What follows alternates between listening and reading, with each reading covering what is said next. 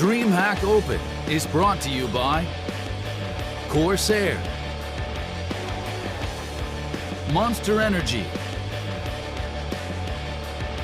Esport Management, and GGBet.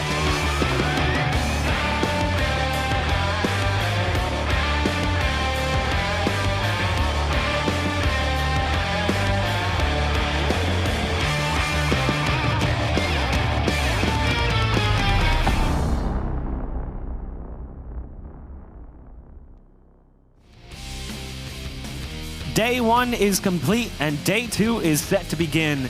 And today is a sad day as we will be sending some teams home empty-handed. This is DreamHack Open Summer 2019 live from Jönköping, Sweden.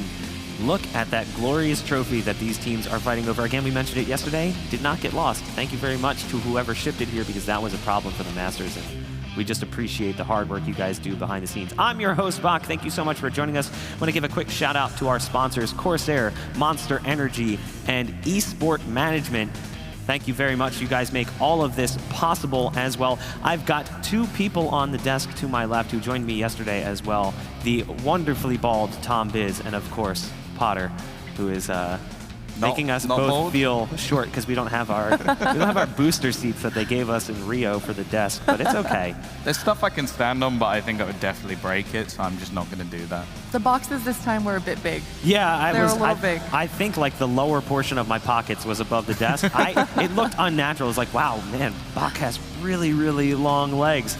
Yesterday was a really good day. We saw a lot of great action from the tournament, and we have some replays that we can bring up in just a bit. But why don't you guys kind of just run us through sort of what we saw yesterday, maybe some notes from yesterday's matches. I mean, I think the first team we have to talk about is Aristocracy, right? I mean, they came out swinging, and Taz looked so strong. And this is a team that we're not very used to seeing on a regular basis. And so seeing them coming out here so strong at DreamHack Open, it bodes really well for that unit.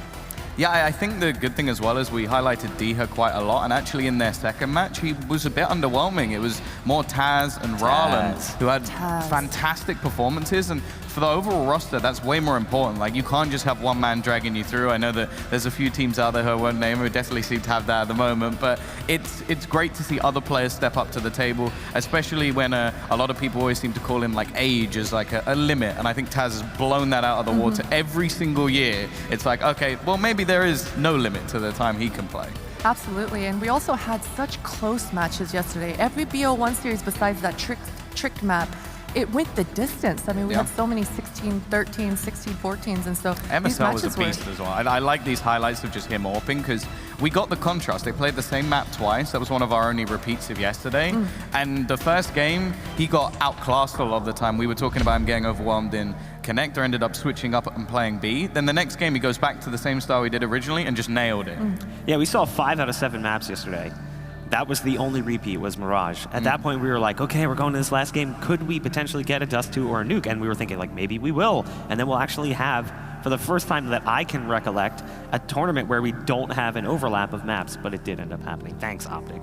But obviously, like, those were our 2 teams that made it through Aristocracy and Optic. Optic looked a little bit weaker than maybe Aristocracy, but Aristocracy did start against an opponent that looked to be struggling, and that's who's going to be coming up on stage next. It's going to be this tricked roster that had the most one-sided match go against them early on. That was not a good showing from them early on in the day yesterday. I think the score paints a different picture than what we actually witnessed. I mean, if you look at the stat line, it's very odd that you see such a high average damage around and high kills, and that just goes to show that Tricked had the looks, they had bomb plants, they had so many post-plant scenarios on train versus Aristocracy, and it's really unfortunate that they weren't able to put the numbers on that board, but they actually had some good looks there. Just looking at the bracket, you can see, I mean, 16-14, that starts things off, then 16-5, then another 16-14.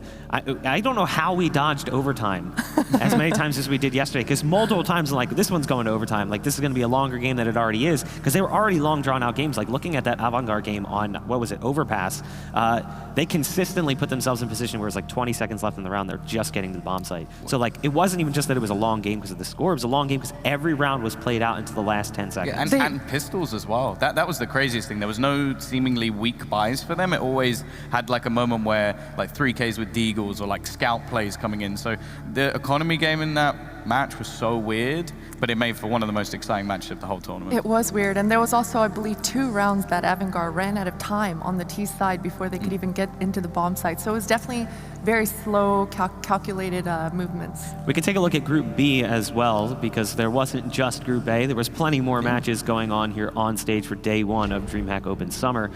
And in Group B, again, 16-12, 16-12, 2 close games to get things started. Crazy came out, and they were a little bit underwhelming, but we've seen that from them in the past. That opening match just feels like they're shaking off some of the rust. I don't know if it's travel or jet lag or whatever the case may be, but for whatever reason, their first game doesn't always go as well as maybe it should, based on what we already know. And then Optic struggled a little bit against Chaos, who was really probably one of the bigger underdogs coming into this event alongside Ancient. And then Ancient gave Optic a run for their money as well in that upper match, but they ended up falling 16-10. The really interesting thing about how the groups have gone so far is that because there's the potential for both Avangard and Crazy to finish second, they could end up with the matches they would have got anyway if they finished first. Like, it's a really peculiar scenario where the 2 teams I expected to sort of be in the final now have the chance to avoid each other, even though they both sort of messed up at the beginning. So it could sort of work out in their favor. I'm not saying that there's any way they did that intentionally. No. I think for Crazy as well, like when we're going into Rio, they were playing a much weaker team, so we can talk about, okay, they were overconfident for that reason. I think they've had such good form recently that they may have come into this tournament in the same sort of mindset, like, we are playing incredibly well, let's go and just destroy. Ancient maybe didn't quite do the research they needed to do, I don't know, but Ancient really impressed me yesterday. Even though in the second match versus Optic, it was still close, but they were a bit more underwhelming. I think the fact that they managed to do so well on Inferno was impressive. And also in Tours, Avangard had today off. They made it straight to that semifinals, and we know that when they showed up versus that Mouse Sports, they came in a little cold. And we were wondering if having that day off and not playing so much CS had an effect on them. But today they're going to be coming in, and I think this driving up towards that final might bode well for Avangard's side. I mean, you know, they don't have the hardest journey compared to some of the other teams, but it is a lot more difficult for them than maybe we would have expected it to be. And the same goes for Crazy. We thought those teams would make it out 2-0, no problem. 2 stronger teams, top 20 teams on HLTV. Yep. I think they're actually next to each other. It's like 15th and 16th or 16th and 17th. They're like neck and neck fighting for a chance to crack into the top 15. So they're 2 teams that have been impressing us more recently. Now we do have this match coming up on stage, and it's going to be Tricked versus Windstrike. Tricked really looked rough yesterday, and I don't want to call out a specific player because I feel like that is unfair, but at the same point in time, it has to be said, Hunden really did not get his foot in the door. I think he finished 4-20 with like 35 ADR. That is obviously skewed because it was a 21-run game and they never really got a chance on the second side of the map, but even still, he was miles behind some of his teammates who were also not doing so well. He was, but you know, Trick, they started off on that T side, and as I mentioned, they did get a lot of looks. They got those post-plant scenarios, and Bubsky ended that match with, I believe, over 90 ADR. And so in a 16-5 loss, if your players are able to get that high of average damage around in a match that you're losing by so handedly, it goes to show that you have those opportunities. And when you have those opportunities, you just have to convert them. And so I think Trick got a little unlucky. They were missing one piece, I believe, which was that ladder control. We saw D-Hawk consistently in that ladder, and he was able to create so many flank opportunities. So Trick was missing some pieces, but they had an okay approach, I think. I mean, you mentioned Train being the map they played, and we're looking at the vetoes coming up in just a second. Tom, is there a map that we should expect Tricked and Windstrike to aim towards? I'll be interested for Trick because I think that they could definitely go towards Nuke. I think that'd be a good choice for them. But Train is another one. It's just whether or not they've sort of shaken off yesterday's match, because that will be the more interesting factor. I think we're definitely going to get like an Inferno ban coming out from Windstrike because it's just a map they don't really play. And Vertigo, I think that actually is a good ban coming out from Trick because Windstrike looked good on it yesterday, and it's another one where they don't really play it. Like, they've had a map or 2, but it hasn't been impressive. So I think it's important to get that out because Windstrike, I reckon that they've been having that as a little pocket pick for the tournament, so just get that way out of the way straight away. So, I mean, I think that you're right on the money when you talk about the Train pick, because sometimes teams, we see that repeat pick a lot, but they do actually go towards Nuke. The 2 maps we didn't see yesterday, Nuke and Dust 2, right off the bat. So we have now actually seen all 7 maps. That's wild. With that, there have been events we've run until the finals where we didn't see all 7 maps. I'm interested. I think that Winstrike could have kind of left us to as maybe a third map. Like, I think that would have been one that would have been left in by both teams. It's something Trick likes to play as well.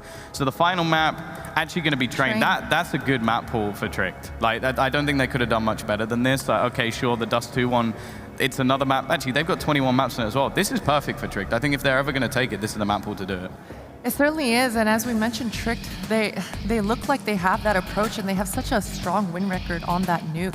I'm a little worried for Winstrike's approach on nuke. We only saw them playing Vertigo yesterday, but man, did they look strong on Vertigo. Edward, he seems like a new revitalized player coming in for that Winstrike lineup.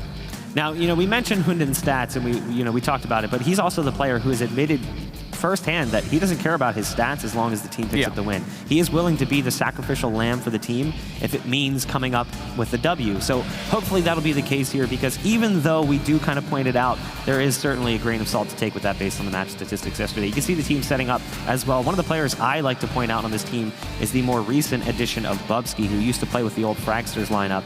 That Fragsters team sort of split apart and they all went their separate ways, but each of those players was doing well with the Fragsters roster, and it's kind of curious to see how they're going to fit into place. Like, obviously we saw Refresh playing with Optic yesterday, and Refresh kind of saved Optic at one point from facing an overtime or potentially a match loss, but we didn't really get to see, a ton from Bubsky because of what's going on with his team.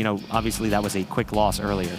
But I mean, Bubsky yesterday, he was able to really get in the faces of aristocracy, and it seemed like their set pieces allowed him to get in that front line and create openings for him and his team. So if him and Shush are able to continue that today, it's just a matter of bringing in Acor, Burrup, and Hunden and allowing them to close out these rounds. Yeah, this is going to be a really interesting match, because the last time they actually played, it was a 16-14 on Nuke, at least in favor of Trick. But also, 5 days ago, Winstrike got 16-0'd on Nuke. So to have this back in the pool, I think there's 100% chance they've been sat there watching demos. In fact, while we were here yesterday, they were here for a long time, just sat in the practice area, just watching through all of the match, like going through it as a team. So I think that they're going to put in a much better performance than obviously that loss. And I think the minor qualifier for them was just weak. Like, I think we can all just admit that was a very poor performance overall, and I think yesterday they came in and showed that they're not the same team. I think also maybe Avangard are not the best Vertigo team in the world. I think that they've got some holes to fix themselves, but to get a 16-14 loss on Vertigo to Avangard, who again, one of our favorites in the tournament, that's not a bad way to start. Yeah, I actually really have to point out what you were mentioning about Winstrike. Winstrike was here like all day. Yeah. Back in the practice area. They didn't go back to the hotel. They didn't go out and explore. They sat down and watched VODs and demos and research, and that's what you get when you have veteran players like Edward and Bondic, who have been around the scene for so long. They understand the value of learning from your mistakes. Yeah. And you can see exactly how much work they're putting into these servers and into these maps. We saw them yesterday on Vertigo. They had some nice set pieces with some boosts along the A ramp that allowed them to get opening kills. And I've got to point out Norbert on this Winstrike lineup. He had such a strong performance on Vertigo. He was playing a lot of solo sites, a lot of solo B defending, and he was actually entering for Winstrike as well and had a lot of opening kills. And so it's definitely going to be up to him to continue that performance here, starting off on that nuke. The crazy thing about Norbert, too, is that he's a bit of a pugger, really. Like, he didn't really have much of a competitive background compared to somebody like, say, Edward or Bondic. Like, he kind of just came in out of left field, and he was probably one of the players that I looked at the most on this roster when they were playing yesterday. And it seems like mixing up your lineup like this is the key to success, specifically in this Tier 2 era. Is mixing up and having a diverse playstyle in your players. And so having a pugger like that and setting him up to just get in there and create openings, it is actually kind of a recipe for success, it seems. Yeah, a lot of teams do it nowadays. I think that we're seeing almost like the FPL, like the sort of rank S era. Like, the players who come up through that seem to just be fantastic individually. Like, obviously there's going to be a few sort of players that come out of nowhere and you're just like, I don't know where you came from. Diha. I mean, yeah. Like, that's the classic example. Like Norbert, like Diha, like Rops, looking at all these young players who sort of just show up, or Esperanto, who's also at this event. Sure. Like, guys that a lot of people think are actually cheating because they only have ever experienced them. Back in like the early days, Christine, you might remember the term no-namer. That was like something that was thrown around all the time because if you didn't have proof that you could play well on a LAN environment or in League, you were a cheater. Like going back to like the legit proof days when the only way to prove you had played in anything was to use legit proof to look up your Steam ID and back check against Cowl and everything like that. So I remember those days, and they actually kind of sucked a little bit as a guy who was a no-namer, couldn't really get a chance with It's any also teams. the do it on LAN. I think that was Do it another on thing. LAN, It's like, yeah. oh, can you do that on LAN? It's like, that was the other one that came up all the time. Hashtag wins or hashtag TRCK. You guys can vote in chat for who you think is going to take this one. We saw the stats juked a little bit yesterday because I think people just like typing in wins. Yeah, no, I would do exactly the same thing. Like, hashtag wins. I think you were the one that started that. I think you gave them the idea and you're like, that's right, we could do that. And now I'm just perpetuating it even further. Tricked, actually slight favorites. That doesn't surprise me. I think The map pool. statistically, and the map pool seems to go their way. I still think, though, that Winstrike have more in their locker than what we've seen previously. They did impress me yesterday. I was expecting that game to be a massacre, and they really held their own. I think Edward looks actually pretty good within this team. I think, like, coming off a big roster and going into one that's obviously having its own problems, you can very easily just be demoralized, but he seems to be motivated to almost prove that he wasn't someone that they should have just thrown away. We spoke about it a little bit yesterday. It was about the fact that Edward probably has a lot of pressure lifted off his shoulders, you know, and he mentioned in the interview that he felt like it was a long time coming. He was just kind of waiting for that moment to happen. So That must be horrible. yeah, it's kind of like freedom, you know, it's freedom for Edward now to go out there and show exactly what it is that his value is bringing to the team. And we've got to point out Elian on this Winstrike roster. He was the opera yesterday, and I don't think I saw him miss the shot actually yesterday on Vertigo. And so that's definitely going to be necessary. Nuke isn't so much a map that you expect with having a strong opera, but if you do have a strong opera and you're able to utilize them correctly, it's definitely a position that will be beneficial for your lineup. I mean, here's the real test for this team is neither one of these players, Bondic or Edward, were really like all-stars during CSGO careers. Like maybe if you go back a long time, back to the old days, they might have been a big name, but they've always been sort of background players, like more of a support player, not necessarily the one to be like top of the scoreboard every game, not like a simple, but you know, there still is a lot of value behind those players. And since they have a lot of experience working with players like that, if they can find that player in their team, they could potentially have like a new CIS Dynasty team. The question is whether or not that player is on this team currently. Is Norbert that player? Is Quick that player? Is Elian that player? I don't know yet. It's definitely finding that fine line, right, between capitalizing on someone's skill and not just having them go out there and die through their aggression. And I think Winstrike definitely are doing a good job utilizing Norbert's FPL style, free, loosey-goosey, getting out there. And having a player like Edward on the side who is that veteran status, who's able to just close out the rounds, it's absolutely necessary to kind of bring the whole picture together. So looking at this all, Tom, prediction time. I'm gonna hashtag wins.